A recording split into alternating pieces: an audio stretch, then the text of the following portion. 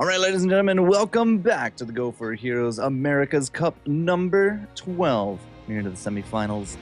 That is a lie. We are not in the semifinals. We are definitely still in the quarters. Other side of the bracket did not progress, so they said, all right, well, might as well. Let's go jump into it. ESV Wildfire up against the Barrel Boys. Raise your barrels or flip your barrels. There's always that Barrel Boys upside down chat in Twitch. It's amazing. So it will be... Once again, I never get these teams right on the right side. It is going to be Cursed Hollow, though. 3 for 3, Cursed Hollow. Absolutely amazing. A lot of people seem to actually really enjoy Cursed Hollow, so c'est la vie. ESV Wildfire and Barrel Boys looks like... I actually don't even know if that's the first pick, but it will definitely be ESV on the blue. And if you guys don't know these guys, one of the older teams here in Heroes, as they've had a roster since... October, and it's now February. Yeah, September, October, somewhere around there. Like the ESV actually ran a league. They picked up 2 teams. Diamond picked up Tempest and Wildfire. Tempest lost against Magikarp, who has now lost against Prime Heroes, so they move on to the semis. And winner here between Wildfire and Barrel Boys will actually be moving into the semis as well, looking for that seeding points.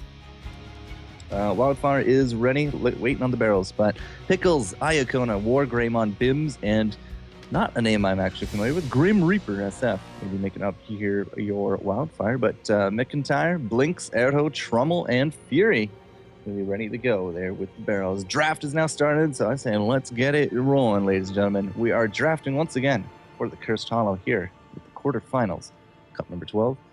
Oops, I totally need to reset that and bring back the team names. And it will be Wildfire with the first. And they're going to be banning out Nazebo.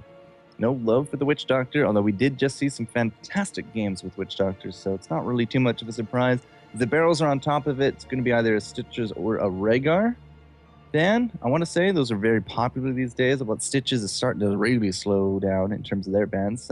Could be a Hammer, it could be an Aspen. Nope, it will be that Rhaegar. So we are not going to be seeing the Fight Dog today. Rip. Where is my Rhaegar button? Bam. Brilliant. All right, first pick material for Wildfire. You go any way at this point. Tassadar for the Bruiserdom, Zeratul for the front line, Illidan. You go easily into the support, try to force somebody into the Brightwing that nobody ever likes to run right now because he did get nerfed in the last patch. You could go first pick Hammer. You could first pick Zagara. You could first pick... There's a lot of things you do. Vala's still obviously a really good first pick for the ranged DPS. There's a lot of things you can do, and it does look like they're going to be trying for the cheese.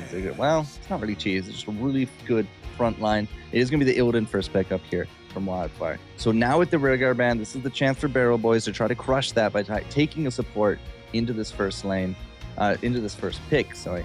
But Uther, Malfurion, those are typically the two if you don't got a Rhaegar to go with the Illidan.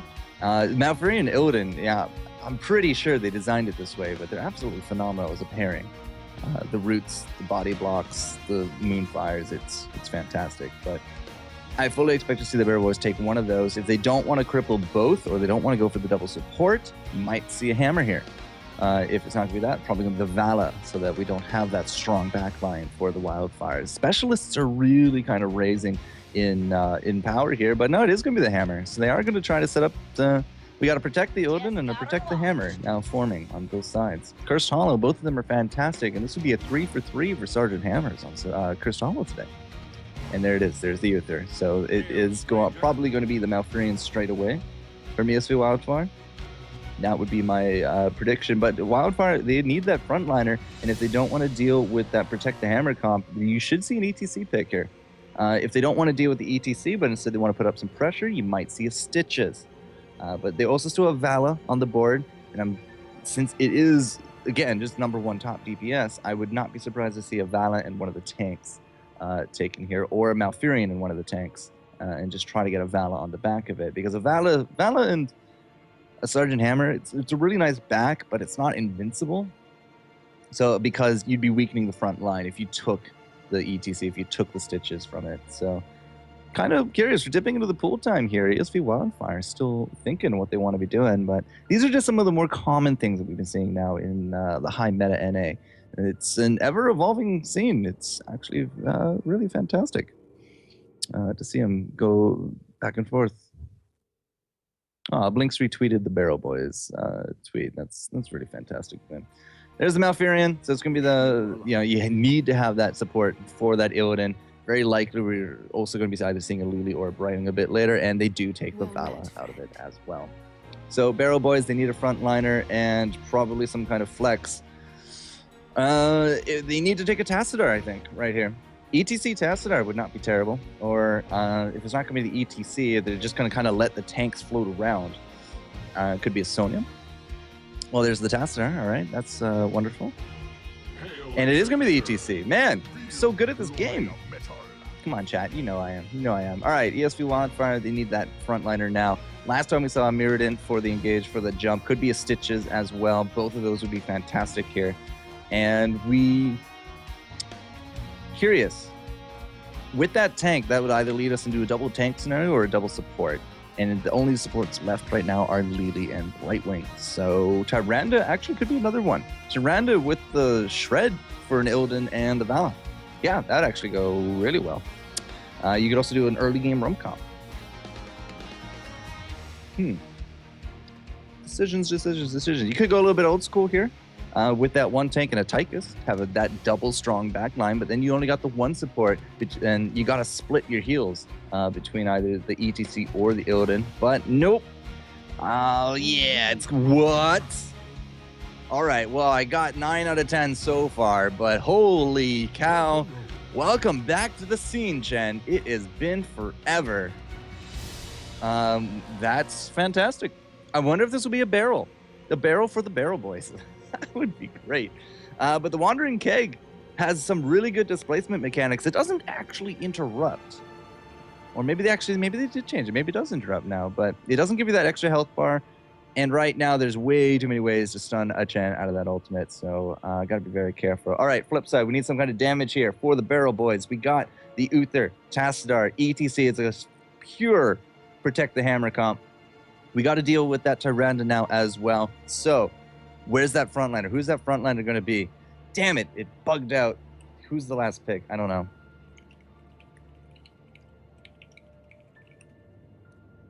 So before I see it, it's either going to be a Zagara or a Zeratul. And it's Zeratul. Bam! Yes, nailed it. All right, I picked 9 out of 10. I like to think I'm somewhat good at this game. So brilliant stuff. ESV Wildfire and Barrel Boys. All right, phenomenal drafting, guys. Way to go back and forth. There's your picks, ESV Wildfire and Barrel Boys. This best of one winner moves on to the semis to play another best of one to figure out who's going to finals. But frightening composition here from the Barrel Boys. I have to favor them slightly, but ESV Wildfire War Greymon is absolutely phenomenal when it comes to his kind of gameplay. Blinks on the support is also just, and Trummel. Trummel is going to be doing the World War III. Or the World War? I don't remember what it's called anymore. For that siege tank. The barrels are good. We'll have to see. I don't know. If ESV Wildfire can use this Chen Illidan dive comp with their double heals on the back of it, 4 of those are actually Warcraft heroes, by the way. The synergy between Tyrande, Malfurion, and Illidan, like if you played any of the lore, it's amazing that their sort of synergy has worked out as good as it has here in Heroes of the Storm. But that's a phenomenal comp right there. Like I doubt we're going to see a lot of early roaming, but this they've set themselves up well. If they can leverage this dive comp and bust open the Barrel Boys are definitely going to go down. But if they can hold strong, good Void Prisons, good setups there with the Uther. Somebody said go, and it backed us out. I don't know. They're doing shenanigans. This could be good. I don't know. It's really hard to call. But ESV Wildfire, phenomenal comp. Barrel Boys with a really good Protect the Hammer comp. Well, we're going to have to find out. That's essentially it. We're going to have to see who's moving on here from quarters to semis. Both some phenomenal teams and drafts. And tickle me pink. There we go. Color me envious. These are some phenomenal games about to be happening here. Raise the ban hammer. I'm checking out the chat. Chat. It is awesome looking setups. Quite right there, Spain. Bam! I even got a tweet from McIntyre. Brilliant. The barrels are really, really on top of their social media today. All right, this is it. Let's see what they can do. Level, well, before we get to the talents, on the blue hand side, guys, the names that you've probably seen, except maybe this Grim Reaper fellow, for a while, but ESV Wildfire or ESV Super Team or whatever they want to call themselves these days. Bims, Pickles, Grim Reaper, Iacona, and War Greymon. Wow, War Greymon's not on the Vala. Color me surprised. Flip side, though, the boys in the barrels. They're in the ESL majors, and they've been basically on fire for a while now. Curse Fury, McIntyre, Airho, Blinks, and Trommel. Actually had the pleasure of playing with a few of them in Solo Hero League last night. Solo queued into them. Decided to make a 4-stack. It was good times. Very hard games, but good times nonetheless. Level 1 talents. Regen Masters. Woo, that's a Regen Master on Zeratul. Not a block, not... You know, it's really actually interesting how Zeratools have kind of fallen off in terms of their blink or their greater cleave. Now it's either it's a defensive option. It's either Regen Master or block. But either way, double Conjure Pursuits for the supports. Conjure's there for the Malfurion there as well. Owl looks like a multi-shot build setup, and Shadow Shield, of course, there for our Illidan. Advanced Artillery, so it is going to be extra damage. This hammer, they're going to be trying to pump out as much as she can. Double supports to support her down here, but that's this is pretty terrifying. I mean, the stun from Tyrande and then the roots from Malfurion into just damage from Grim. Both of those supports can be working overtime. Now, early on, we saw a little bit of dancing around. People just kind of swapping lanes. They tried to predict what the Barrel Boys were going to be rolling, but they had to swap around a little bit. Does put them actually ahead in experience. And that's probably just because they've killed a few more creeps. Yeah, Chen, for example, has just been killing creeps left, right, center. So they're basically on par. I mean, they didn't really lose out much. Maybe one creep or two here and there. And bloop, bloop, level 3. All right, and yeah, block there from our Battle Cow. So those are our level 1 talents. Nobody's going to die top. I highly doubt anybody's going to die. Like, I'd be very surprised to see Shen actually kill anybody there. But either way, it's all about the party lane bottom. So that's where we're going to be looking for the level 4. Nobody's broken off from Mercs. It has been just this push, but all the fighting's been done in the mid. Both teams are clearing before ammo can really even be expended from both sides. So you're not really getting much out of that early game siege tank. Not the end of the world, of course. Yeah. If you in solo queue, you have the mentality that you got to be pushing with the Sergeant Hammer. But if you don't get anything done out of it, obviously, you're going to get a little bit of stigma. But these guys are 5. They know what's up, and they know how hard it is to be pushing into that. Very little damage from both sides. A lot of heals between, these guys as well. And they're just stacking. I mean, right now, we're getting regen orbs. We're getting Conjured Pursuit orbs. Same over here with those two. Nobody's really roaming because they don't want to give themselves up those early game advantages. They got to try to get as many advantages as they can so that going into the mid game, their regens will be steady enough. Level 4s for both sides: Amp Healing, Protective Shield, Immolation, Healing Ward, and Arsenal. Metal actually, yeah. So we got, shields and heals and heals and healing ward. It's phenomenal. Trommel gets kind of abandoned there by his teammates and kind of lose out a lot of the hit points. But 4-man into this bottom lane. Looks like War Greymon actually heading himself down there as well. But the barrels, they're just going to soak. That's going to put them in the lead for experience.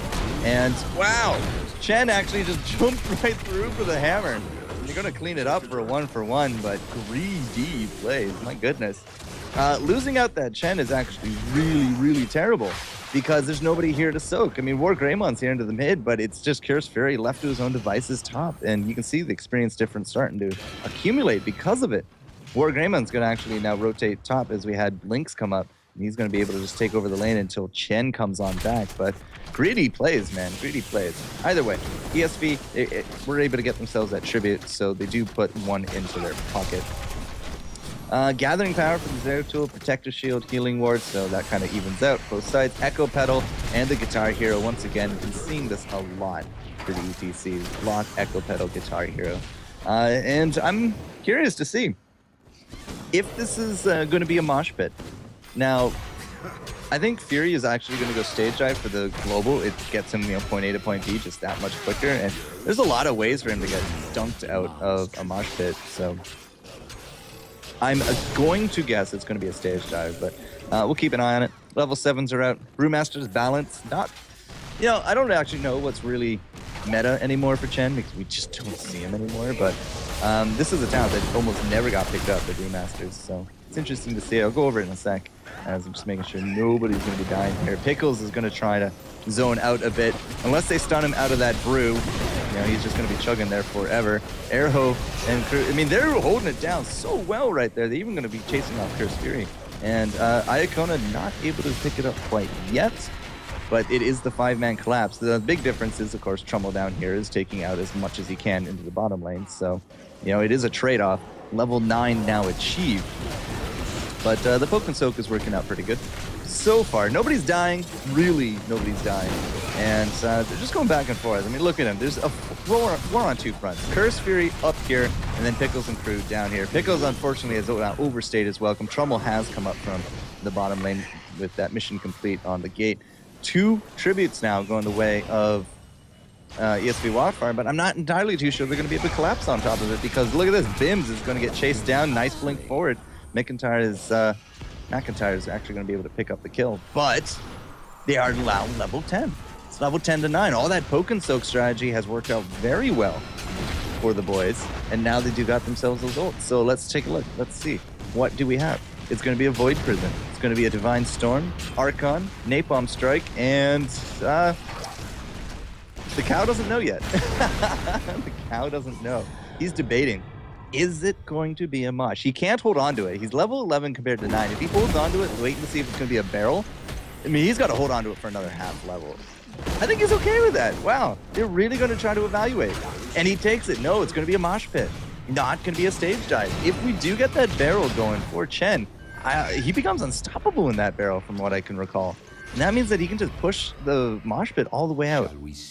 Very interesting. It is the barrel. Look at that. The Wandering Keg. Oh my goodness. Phenomenal. Malfurion died. Bottom. Okay, yeah. Great job, McIntyre.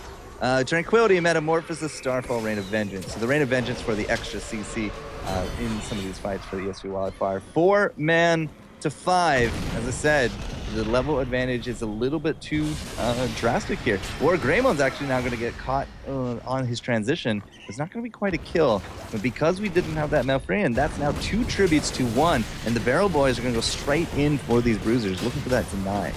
I think they're successfully going to get it. I don't know. The rest of the team's now coming up. This is a very dangerous situation. There's the barrel. The barrel's actually pushing away. Curse Fury. Mick McIntyre is not going to be in that Void Prison, but he is in the Starfall, and the Starfall takes him home. Vala, however, is going to die 1 for 1 going back and forth. Curse Fury is still in there full health, but it's Blinks that gets focused down. War Greymon looking for that front line. Oh, Fury disconnected. That's why the mosh pit's still going.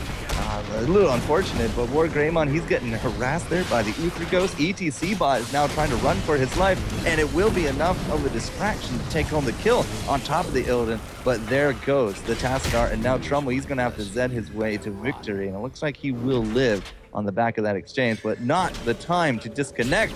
ETC bot is now going to go 3-on-1, and they ping him. He's now going to be going straight home, and this is probably a curse. 100% a curse for ESV Wildfire. If that owl had hit, that would have been actually some pretty interesting owl hype there from Trummel. But Pickles actually jumps forward. McIntyre and Blinks are here. If they can keep the entire team busy during this curse, then ESV Wildfire is not going to get much out of it. But looks like Airho's going to go top, try to mitigate the damage there. Has the Stone Bros to worry about. No bosses are actually going to be taken into consideration yet. ETC bottom lane and gets pinged away. Look at him. He's just not even going to mount. Oh, I have to wonder what happened to Curse Fury. I really do. But bottom fort for sure going to be dropping. Mid is actually now being taken care of by 3 of the barrels. And top, despite Airho's best efforts, is going to drop. So 30 seconds left. Bottom fort is gone. We're now catching up very nicely here with the experience. Just remake or nah. I'm pretty sure the rules say 10 minutes into the game. But I don't think I can talk. Nope, can't. So Fury might actually just be out then. He might actually just be out. If they're asking for a remake, then that is not good. Not good at all. My goodness. All right. 14-13, and this could just be a very quick downward spiral for the Barrels. They now have to go deal with this bottom boss because they don't have their ETC. Boss is going to now attract all their attention. And you can see ESV Wildfire is going to use that to their advantage to take the other boss, which means that there's going to be both lanes pushing down simultaneously. What's the timer here? 40 seconds? I don't know.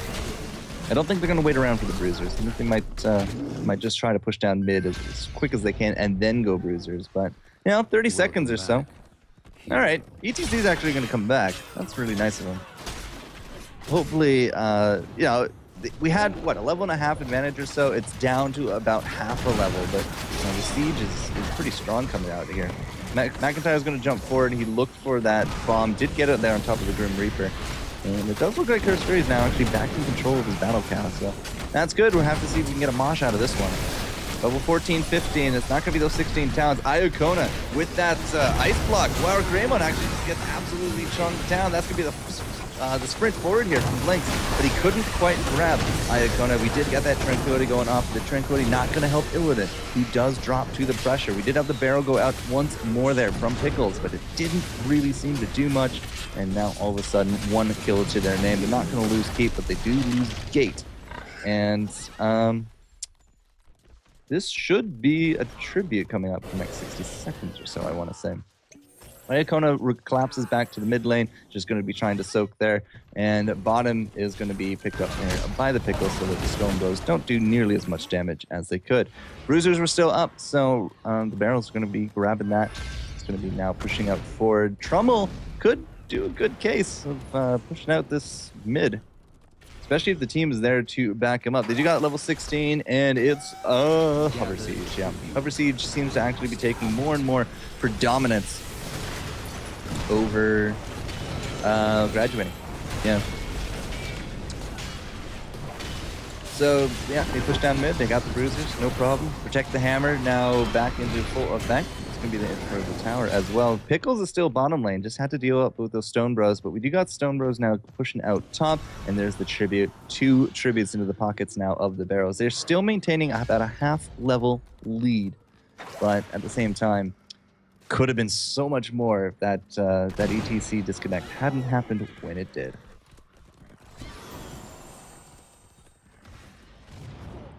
So, level 16 towns, both sides. Take a quick look. Double bombs, likely to be a rewind.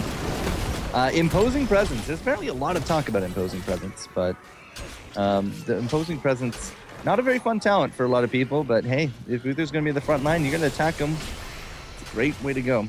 The full Bruiser build in effect here for the Tassadar. As you see, the Dimensional Warp and the Prescience, the Hover Siege, and the Giant Killer. Once again, a very popular build these days with the hammer.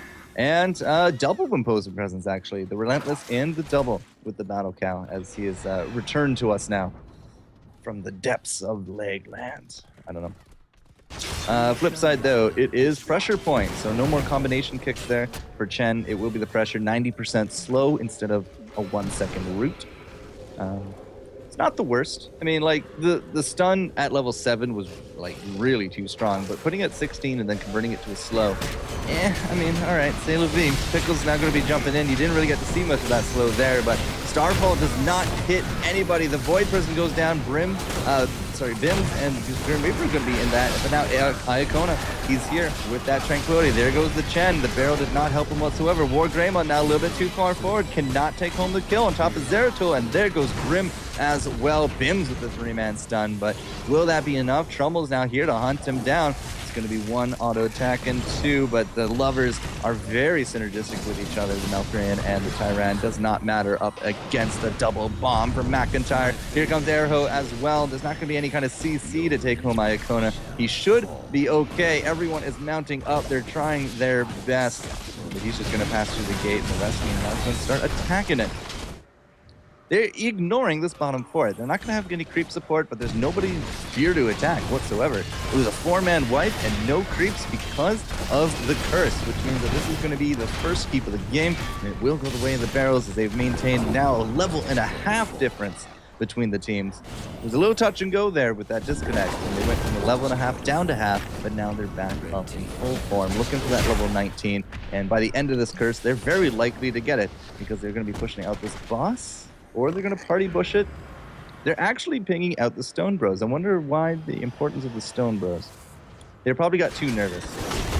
Said it's during the curse, they all just came up, they're probably going to come check the boss. So they say, no, we're not going to. Interesting choice. Not a choice I would have expected. Let's say that. All right, so yeah. Pressure point, tenacious roots. So it's when entangling roots actually gets bigger. The blood for blood, ranger, blood for blood there as well. So now we'll build, plus 200% is actually a lot of damage, guys. It really is. All right, going for the boss now. I guess they said that they cleared the air and it's all clear. We are going to pick up that boss. We've still got a top one to go as well. Here comes ESV though. They were just a little bit too late out of this one. Curse Fury's thinking of going in that with a mosh pit. Would have been a phenomenal mosh pit had he actually landed in this tight little area, but not to be, not today. And the teams are actually just going to bounce off each other and go their separate ways. We got to deal with the Stone Bros, and oh, that's why. All right, so instead of getting the boss and then the Giants here, they go Giants boss, and they kind of match up. The timing is actually really good. If you take these guys and then you take him, and you go straight there and a decent timing, then they basically almost match up here, and that's what happens here. Unfortunately, it will just be an expensive distraction. So yeah, he's not even going to get to the core. Neither will the Giants. The Secret Remover now picking them up, but that does give enough time for the boys to go pick up the second boss, and they're also going to now try to make their way to these Stone Giants because again, the synergy, just like here to here, will also work from the top to the bottom. 0-0 for curses, and we're almost level 20 here for the Barrel Boys. No curses means that tributes are basically a null factor right now. They're not big on the priority list for grabbing those right now. So instead, that's why you see bigger merc pressure. So even if there's a tribute coming up and we can take a keep or we can take a fight, the teams are going to do that instead. Like, there's not going to be a big rush for the tribute because there's no curse attached to it. We're down one keep, and while ESV Wildfire has to deal with this top, they're going to be losing out their mid. Trummel with that siege tank is just doing some amazing things. But Pickles, look at this. Pickles is actually going to punk Trummel all the way home, but a great Void Prison keeps Bims, Reapers, and Iacona way in the back, and Pickles way too far from his team. They get 20 on the back of that. Fury bolts in, looks for a mosh, doesn't hit anybody. A nice retreat from Wildfire, but Pickles went way too deep, got way too stranded. The Void Prison was way too good. And McIntyre here, you saw the rewind. Let's take a look at the 20s while we're here. Rewind, Divine Hurricane, Twilight Archon, Nexus Frenzy, and of course the Bolted Storm. This is basically a sealed deal now. Without that tank, we have no engage from ESV Wildfire, and they have now lost out all 3 keeps. Look at this, tribute. Yeah, nobody really cares. They're just taking their time. They're making sure that they put themselves in the best position possible for the win. I mean, they're going to go pick it up now, but at the same time, I mean, it's a naked core. 3 lanes of catapults, and we're nowhere near 20 right now for the ESV Wildfire. So, hey, what do you got to do? All right, tribute just spawned. They picked it up. It's going to be in the pocket there, the boys. That means we got another little while till the next one. Chen has now respawned, so we can't really go for the core. So we're going to go for all the creeps that we can. And if these guys are up, that means, our boss is just under the 2-minute mark. And we're probably just going to be looking for, the best engage. Probably the engage is going to go through mid because we're going to have the bruisers there. So the bruisers pushing through the mid, and then your team collapse on them when you're 20 and the opponents aren't. Like, if we want to make use of this, we got to look for a fight now where it's 21-19. We got that talent tier advantage. And, this is your chance to shine. You have a little bit of a window here, and you have to make use of it. It's slowly closing. It is ever so slowly closing. Where's Illidan? All right, there's Illidan. So he is here. And this could be the last fight of the game, guys. Right here under our noses. Nexus Frenzy in full effect. Good stun there from Tyrande. It's going to keep Trummel just from advancing, but now here comes the Death Ball. Here comes the Bruisers on the back of that as well. And Trumbull's just shelling them from afar. That's all he needs to do. He just needs to siege mode it. He's just going to land a whole bunch of damage here on top of Pickles, who's jumped forward with that throw. Once again, Iacona and Grim get hit by that Void Prison. Pickles too far forward. War Greymon has no support. And just like dominoes, they're starting to go down one by one. The blink forward, Kier's Fury with that mosh pit. Finally, Iacona's going to rock his soul out. And that's going to be an ice block to a guaranteed death. 1, 2, 3, and 4. Nah, let's not remake. Nah. That's game. Barrel Boys will move on to the semis. The DM is say sorry. Not sorry. 21-20, and the boys will move on here to the ESL Go4Heroes Americas Cup number 12.